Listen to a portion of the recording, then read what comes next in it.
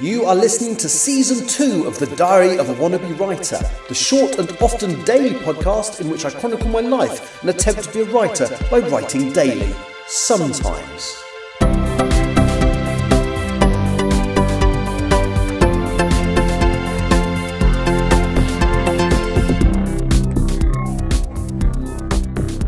Hello, today is Friday the 17th of January 2025. You're listening to The Diary of a Wannabe Writer, and I've had a remarkably unproductive day today. Yesterday was almost too productive because, in fact, I did the podcast when I did it, and I can't remember if I told you what my plans for the evening were, but I suspect I said I planned to go to the cinema and maybe stop in a coffee shop and do a bit more writing. Well, I did. So in total yesterday, I wrote over 3,600 words of chapter 39 of Empress, which is really, really good going. I'm very, very, very pleased with that indeed. And it almost felt like as a knock on, and there's loads of others. So I went to the cinema, I got some, stuff preparation-wise done for decorating, clearing out the spare room. I got my exercise done, I did the writing. It was such a productive day. It was almost like today, my brain went, nah. So I got up to the point in Empress where they've saved humanity.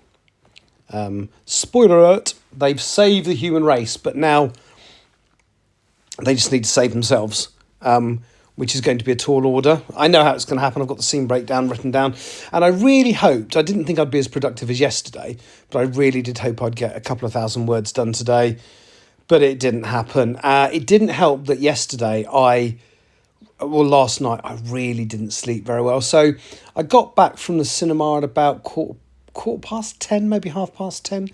I walked back. Maybe I was too mentally active too late. I don't know. But then the film I wanted to see, which was called A Real Pain, which is a story about two cousins who basically from America, one from New York, one from can't remember where, they fly out to Poland to join a group tour about, their heritage. They're both Jewish, and they also want to visit the house of their grandmother. She died in the States, but they know where her house was in Poland. So it's a buddy movie. It's exceedingly funny, but it's not a comedy. You've just got one character that is naturally hilarious to watch, played by Kieran Culkin, because he just doesn't read the room and says what he thinks. And it's entertaining, but it's also quite heavy because obviously one of the places they visit is a concentration camp, and apparently they really were allowed to film at the concentration camp, which is very unusual. Most of these places don't allow movies in, so when you see a concentration camp in a movie, it's a recreation. Having said that, it wasn't a long sequence, and it's just them as tourists wandering around, so it's not like they had to make it look lived in as though it was during the 1940s when it was used as a concentration camp. It's set in the modern day. Anyway, it was a great little film. Walked home and then just couldn't sleep. I don't know if it was to do with the movie, but then as a result of that, and I don't know if the two are linked, but I will remember this for next time, but I slept very badly and I've been feeling a bit anxious all day. I've done a bit of exercise today. I think today's going to be the day where I don't close all the rings on my watch.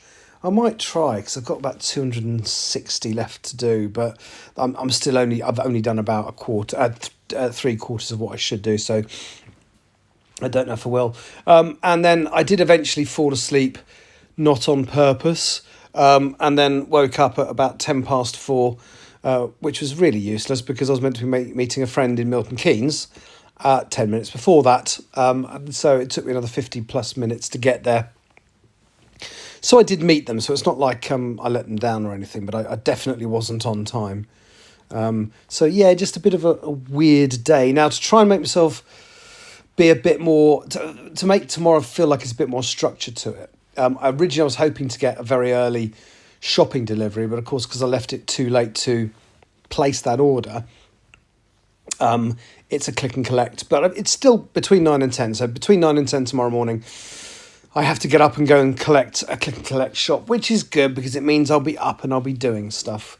And hopefully tomorrow will be a tiny bit more productive than today. I mean, I did so well. I've written effectively 1,800 words a day, so I'm not really behind on my... So this is the second day of the 8 that I've set aside to write chapter 39. As long as I'm productive tomorrow... And the thing is, I know what I need to write now. I don't think it's quite halfway there, but it's probably more than a third of the way there. So I suspect the word count to come in about 8,000 or 9,000 words. So it's higher than a normal chapter, certainly higher than the last one, but not, I've written 3,600 of about 9,000. So, I'm over a third of the way there, heading for not 50% before. I'm only 900 words off, halfway there maybe. And as I say, I know I've got the scene by scene breakdown. I have a slight complication as usual, because my characters are not doing what I wanted them to. So I wanted to have a nice happy ending between Ronnie and Veronica and Adrian Vickers. And he's now looking at what she does and is doing and how far she's prepared to go. And I think he realises that she has to do the things she's doing, but I'm suddenly thinking he's not very attracted to her anymore. Which is a shame, because she's pregnant with his child, which we don't find out until the epilogue.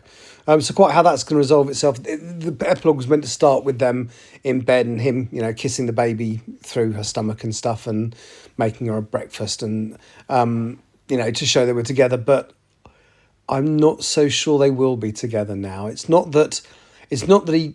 I don't know. It's really hard to say. It's really hard to describe, because he's quite young. He's a Yakunda, so he's naturally, and he's not a mean-spirited person at all. He would always try and find a diplomatic solution, would be his character. And yet he sees Ronnie in a situation where she has to effectively... She's already killed a couple of people, which I don't think he was that happy with, and she's going to have to go a lot further in the last few thousand words that I've got to write, and I don't think he's going to like that. Bearing in mind he is a soldier, so it's not that he's not used to seeing death, but I don't think he is that comfortable with the mother of his baby being as trigger happy as it kind of turns out that she is. Anyway, all that to write, hopefully in the next couple of days. Hopefully I'll be more productive tomorrow. Thank you for listening. Take care. I'll see you tomorrow. Bye-bye.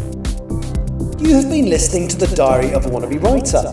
For more information about what I'm writing, go to linktr.ee/Richard Writes, capital R, capital W, where you can find details of my website and social media. I may see you there.